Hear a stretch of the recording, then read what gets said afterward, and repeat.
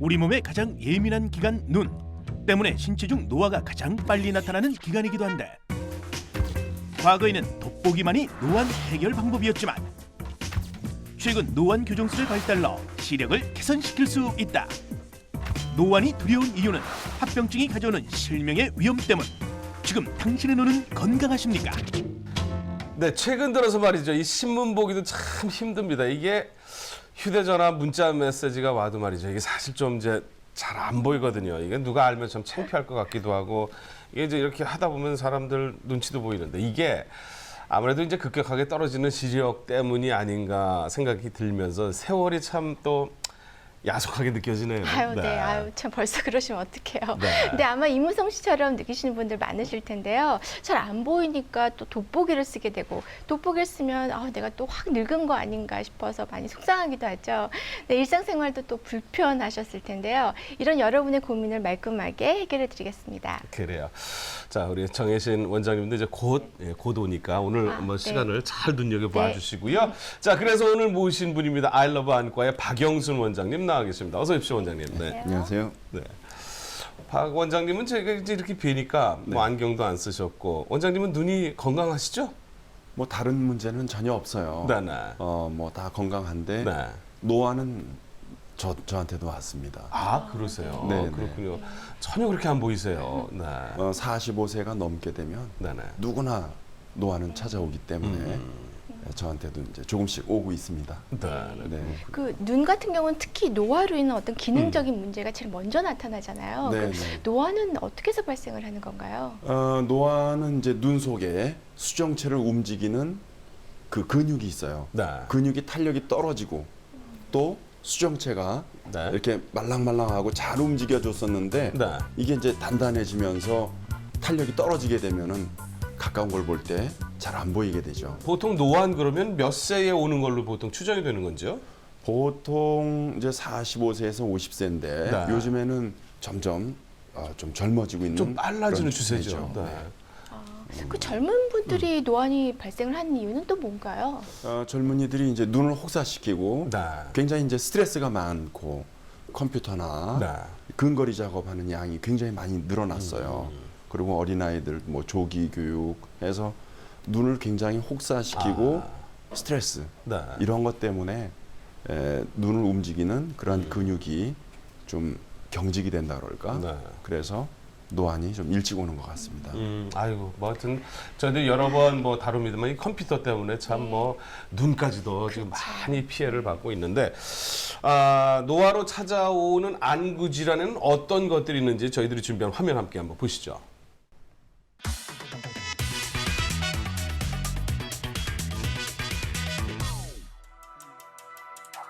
실명을 부르는 노인성 안질환 백내장. 이는 노안으로 인한 발생률 1위의 안질환으로 현재 50대 이상 인구 절반이 앓고 있다. 눈의 노화 과정으로 생기는 거고요. 우리 그 수정체라고 하는 거는 이제 그 렌즈 역할을 하는 건데 아주 투명해야 정상이거든요. 근데 이게 이제 그 세월이 흘러서 노화 과정을 겪다 보면 단백질의 변성 같은 게 생겨서 이게 뿌옇게 되는 게 백내장입니다. 백내장은 몇 가지 검사를 통해 확인할 수 있는데 먼저 각막 지형도 검사는 각막의 형태를 색깔별로 나타내 굴절력과 두께 파악이 가능하다. 또한 시신경 검사를 통해 백내장을 알아볼 수 있는데 이는 눈 안의 동공 크기를 키워 눈 뒤쪽에 있는 시신경 부분을 특수 현미경을 통해 파악하는 검사 방법이다. 각막은 사람마다 각각 모양이 다른데 각막 단층 촬영을 통해 이미지 촬영이 가능하다. 이는 각막을 이루는 총 5개의 세포층과 그에 따른 밀도, 크기, 모양까지 측정할 수 있다. 백내장 같은 경우가 이제 진행이 되면 될수록 점점 우리 눈 안에 있는 수정체가 딱딱해져서 수술하기에도 조금 힘들어지고 또 그런 게 이제 점점 커지면은 그 녹내장 같은 백내장과 합병돼서 녹내장 같은 걸 야기할 수가 있습니다. 실명을 부르는 노인성 안질환 황반변성. 이미 서양에서는 노인성 실명 원인 1위를 차지하고 있는데 발병 후 2년에서 3년 내에 실명할 수 있는 무서운 질환이다. 그 대표적인 노인성 질환 중에 하나인데요.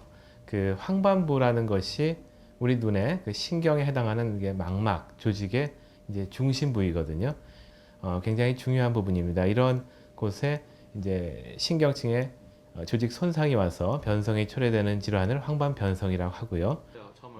황반변성은 일상생활 속에서 암슬러 격자무늬 검사를 통해 자가 진단이 가능한데 만약 격자무늬의 선이 휘었거나 검은 점이 보인다면 황반변성을 의심해야 한다.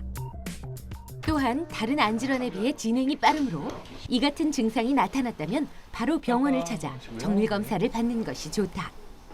이 망막이라고 하는 거는 OCT 검사 자체가 망막 안쪽을 다 들여다볼 수 있거든요. 그래서 실제로 그 망막층 이 바깥에 있는 층을 직접 볼 수 있는 검사고 그런 검사를 통해서 이제 어느 정도 뭐 망막 황반변성의 진행 상태라든가 뭐 망막의 부종의 정도라든가 하는 것들을 직접적으로 볼 수가 있기 때문에 OCT 검사가 매우 유용한 검사라고 할 수 있습니다. 실명을 부르는 안질환. 눈에 대한 작은 관심으로 예방할 수 있다. 네, 화면에서 지금 보신 것처럼 백내장이나 황반변성 이거 뭐 실명을 할 수 있다 그러니까 뭐 그 정도로 위험하다 그러니까 야 이거 좀 뭐 서러워지는 생각도 좀 들고 뭐 나이 먹는 게 이게 쉬운 게 아니구나 하는 생각도 듭니다만 원장님 이 노안을 방치하게 되면 백내장이나 황반변성 이런 것들이 그냥 오는 건가요? 어떻게? 노안이 오게 되면은 이제 나이가 보통 많은 사람들이잖아요. 네, 네. 그렇기 때문에 백내장, 네. 또 황반변성, 당뇨병으로 인한 또 눈의 질환, 네. 또 녹내장 이런 것들이 많이 와요. 네. 그래서 이제 뭐 이 눈 속의 백내장은 이 눈 속의 수정체 네. 이게 이제 맑고 깨끗한 수정같이 맑은 렌즈거든요. 네, 네. 그래서 수정체인데 이게 이제 좀 뿌옇게 이렇게 되면은 이게 백내장 뿌옇게 보이죠. 그리고 이 망막에 네. 이제 그 황반부 변성, 우리 눈 속에 빛이 들어가면 초점을 맺는 중요한 부분이 있어요. 네. 네. 거기가 변성이 오는 거예요. 네. 그러면 또 실명할 수가 있어요. 네. 그리고 이제 눈 속에 그 물이 빠져나가는 길이 좀 현찮을 때 네. 네. 압력이 높아지게 되겠죠. 그래서 이제 시신경이 망가지게 되면은 녹내장. 그러한 것들이 연세가 많아질수록 40대 이후가 될수록 굉장히 빈도가 높아지거든요. 일상생활에서 초기에 내가 이러면 노안이 왔구나라고 있는 그런 증상들이 혹시 있을까요? 네, 그 가장 먼저 느낄 수 있는 증상이 네. 어느 날 갑자기 신문을 보는데 잘 안 보여요. 이상하다. 좀 멀리 놓으니까 보여요. 그런 증상이 가장 먼저 나타나기 시작합니다. 네, 뭐 가까이 보는 게 잘 보이지 않는다는 점에서 그 노안하고 원시하고 또 많이 혼돈이 될 것 같아요. 어떻게 다른 건가요? 네, 원시와 노안이 같은 것으로 생각하시는 분들도 많습니다. 네. 원시라는 거는 그냥 타고난 겁니다. 태어날 때부터 눈알의 사이즈가 보통 사람보다 좀 작아요. 네. 근데 노안은 가까운 거를 보기 힘들어지는 눈의 탄력이 떨어져서 생기는 노화 현상이고 네. 둘 다 볼록 렌즈를 껴요. 네. 돋보기 같이 네, 그렇죠. 예. 볼록 렌즈 안경을 끼기 때문에 그게 같은 게 아니냐 이렇게 착각하는 사람들이 그래서 많죠. 착각을 할 수 네네. 있겠군요. 자, 노안이 오면 돋보기 쓰는 분들이 많으시죠. 뭐 그런데 이제 최근 들어서 돋보기 대신에 수술을 하는 사람들이 늘고 있다고 하는데, 자, 노안 치료 어떻게 이루어지는지 함께 보시죠.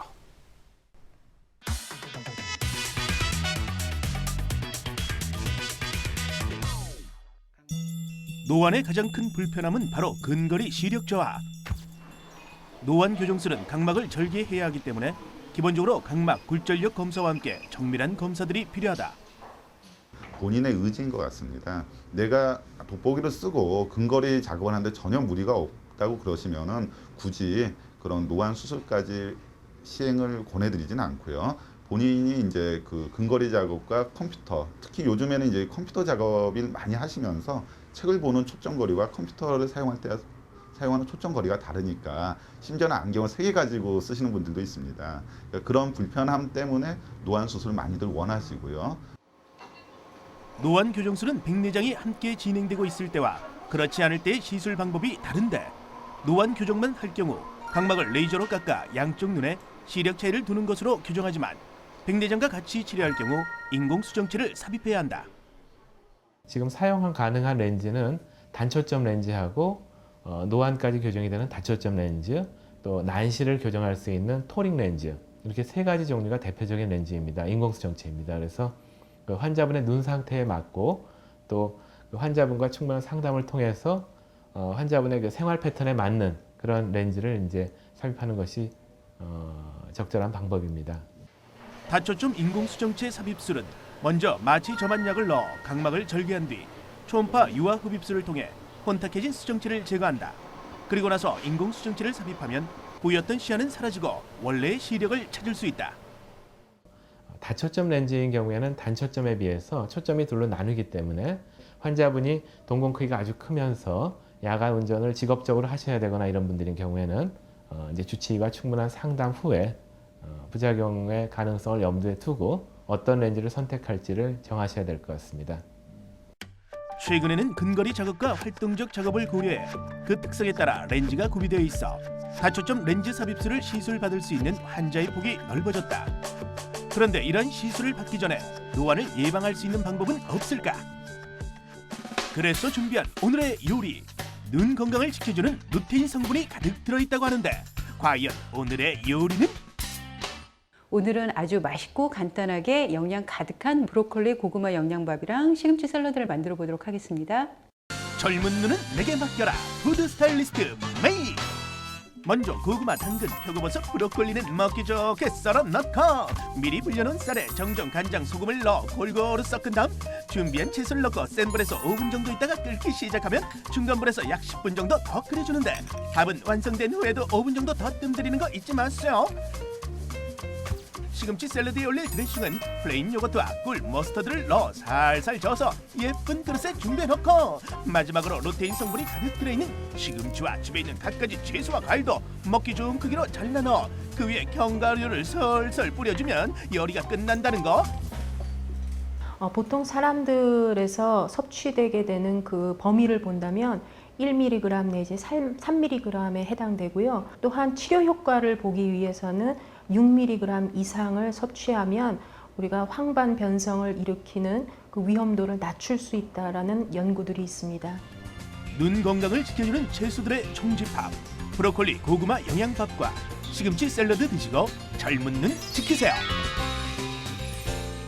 아, 네. 그 눈의 노화를 늦추기 위해서 루테인이 들어간 브로콜리나 케일, 시금치 이런 것들 좀 많이 먹어야겠어요. 네. 네, 원장님 그 화면으로 그 노안 수술하는 모습을 봤는데요. 네. 수술 후 사실 부작용을 걱정하는 분들이 꽤 많거든요. 어떤 네네. 것들이 있을까요?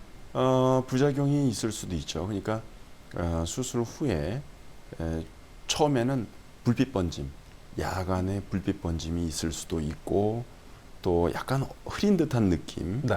그런 걸 이제 느끼시는 분들이 있어요. 네. 그 외에도 어떤 많은 건 아니지만은 무슨 눈 속에 좀 염증이 네. 망막이 좀 약간 붓는다든지 그런 경우도 있긴 합니다. 그런데 이제 시간이 지나면 대체로 좋아지기 때문에 이러한 그 노안 수술에 적합한 사람들은 여러 노안층이 많아요. 노안의 종류가 아주 심한 사람도 있고 약한 사람도 있거든요. 네. 보통 원시가 있으면서 노안이 온 사람들, 원시성 노안이라 그러는데 네. 그런 사람들은 굉장히 불편하거든요. 사는 게 이 살 맛이 잘 안 난다 그래요. 그렇죠. 눈이 네. 피곤하기도 하지만 이 초점이 항상 뿌옇기 때문에 그게 초점이 다시 맞으려면 시간이 좀 많이 걸리거든요. 네, 네. 그렇기 때문에 그런 분들은 생활하는데 굉장한 불편을 느껴요. 그렇죠. 그래서 그렇죠. 네. 그런 분들이 수술을 가장 많이 합니다.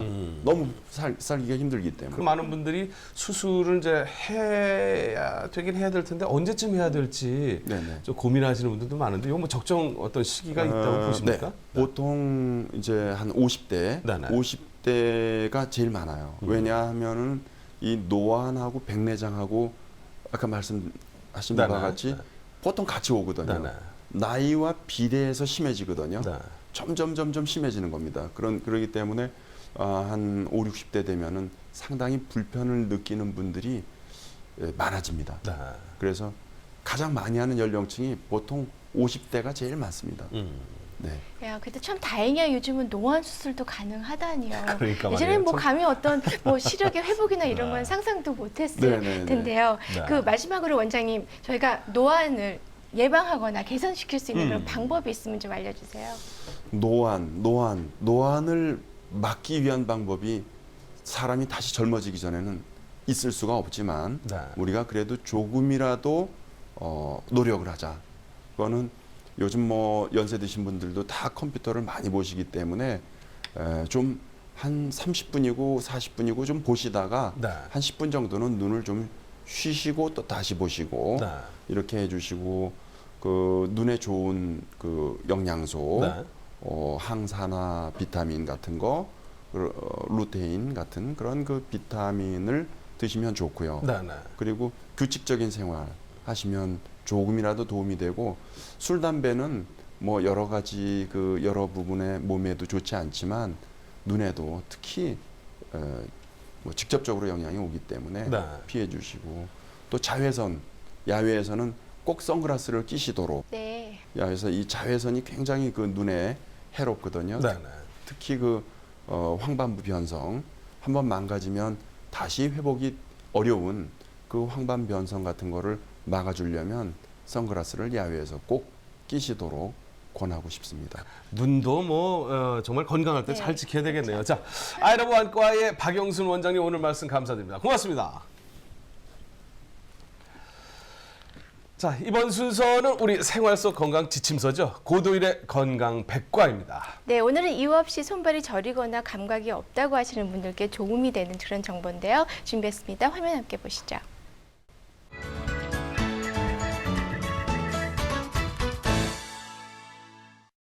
손발이 저리게 되면은 우리가 불안한 가운데 병원에 가게 됩니다. 대개 이제 뇌졸중인가 중풍인가 해서 가는 경우가 제일 많고, 그다음에 또 역시나 혈액순환 장애, 순환이 잘 안 되는구나 이렇게 해서 이제 뭐 한약도 먹고 뭐 은행잎도 달아서 먹고 이렇게 해서 혈액순환제를 많이 먹게 되죠. 근데도 계속 저리다 그러면 손이 저리고 발이 저리게 되면 계속 불안하고 이게 뭔가 해서 이제 병원을 찾게 되는데, 그럴 때 보면 말초신경 장애가 생겼다고 이제 진단을 받는 경우가 있죠. 근데 말초신경 장애는 손발만 저린 건 아닙니다. 예를 들자면은 발목 힘이 빠지는 경우도 있습니다. 자고 났더니 발목 힘이 빠지는 거예요. 그래서 다리를 절게 되죠. 발목 힘이. 그래서 갑자기 장애인처럼 되는데 알고 봤더니 MRI를 찍어도 다 정상이고 뭐 허리 디스크도 아니라 그러는데 다리를 절게 되죠. 그래서 이런 것들은 되게 바이러스성으로도 올 수도 있고요. 어떤 경우는 당뇨라든지 어떤 경우는 영양소, 바이타민 같은 영양 결핍이 생길 수도 있습니다. 그래서 원인이 다양하게 되고요. 그리고 또 하나 어깨 쪽이 문제가 생겨서 또 손목이 빠진 경우도 있는데, 젊은 사람이 주말에 술을 먹고서 소파에서 잤는데 팔베개를 했더니 어깨 쪽에서 신경이 눌려갖고 잤더니 갑자기 손목 힘이 쭉 빠져갖고 컴퓨터를 했더니 손목 힘이 이렇게 되는 거죠. 손목 힘이 빠져서 컴퓨터를 못하게 되는, 갑자기. 그래서 장애인처럼 그것도 진짜 꼼짝도 못하게 되는 거면, 그랬더니 한 3주 지났더니 좋아지는 거. 이런 것도 말초신경 장애입니다. 그리고 또 50대 여자분이 일을 많이 하고 났는데 잘 때는 괜찮은데 밤에 손이 저려서 깨는 겁니다. 손이 너무 저려서 깼더니 목 디스크도 아닌데도 손목 인대가 부어서 가는 그 정중신경을 누르게 되는 수근관 증후군, 정중관 증후군 같은 것도 생길 수 있습니다. 그래서 부위에 따라서 그 어느 부위가 어떻게 눌렸냐에 따라서 증상도 다양한 말초신경 증상을 일으킬 수 있습니다. 또 하나 그 어느 부위가 눌렸느냐도 문제가 되지만 그 말초신경이 신경은 말초만 있는 게 아니죠. 제일 흔한 게 뇌신경도 있고 두뇌, 그 다음에 척추신경도 있을 수 있습니다. 척추신경은 목신경이 눌리게 되면은 팔다리 힘이 빠지고 손이 저리고 어깨도 아플 수 있는 거죠. 또 계단을 오를 때 목신경이 누르게 되면 다리 힘이 빠져 자꾸 넘어지는 경우도 목 디스크에서 생길 수 있는 거죠. 허리 디스크는 다리가 저리고 땡길 수도 있는 거고, 또 감각신경이 마비가 오면 다리를 만져도 내 다리인지 네 다리인지 구별이 잘 안 되길 수 있습니다. 운동신경 마비가 오면 힘이 빠진 걸로 나타날 수도 있고요. 또 자율신경이라는 것도 생길 수 있습니다. 예를 들어서 그 발이 너무 차가워서 여름에도 양말을 신고 자야 되고 에어컨 바람 피해야 되고, 또는 여름에 한여름에도 장갑을 끼고 다니시는 분들이 있는데, 이런 것들은 자율신경 장애가 생긴 겁니다. 그래서 그 어느 신경이 어떤 신경에 따라서도 증상도 다양하고 원인도 다양하기 때문에 다리 힘이 빠질 수도 있고 손저림증이 나타날 수도 있고 팔다리 힘이 다 빠지는 경우도 생길 수 있습니다. 그래서 원인이 뭐냐에 따라서 그 자율신경, 말초신경, 척추신경 모든 게 다 생길 수 있기 때문에 말초신경은 전문가의 진단을 좀 받아야 되겠습니다.